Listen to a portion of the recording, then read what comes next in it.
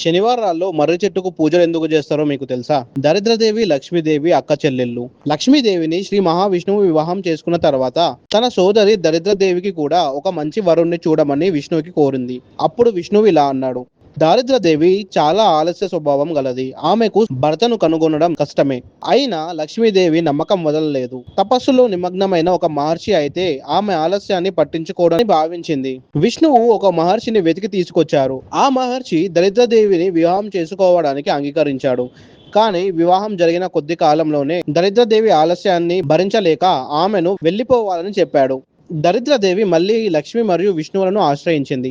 అప్పుడు విష్ణువు ఒక మర్రి చెట్టును చూపించి, నీవు ఈ చెట్టు కింద నివసించు అని సూచించాడు.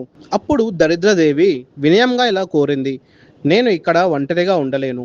మీరిద్దరూ అప్పుడప్పుడు నన్ను దర్శించండి. అందుకు లక్ష్మీదేవి మరియు విష్ణువు ప్రతి శనివారం మేము నిన్ను దర్శిస్తామని వాగ్దానం చేస్తారు. అందుకే భక్తులు శనివారంలో మర్రి చెట్టును పూజిస్తారు. ఆ రోజు లక్ష్మీదేవి మరియు విష్ణువు మర్రి చెట్టులో నివసిస్తారని నమ్మకం.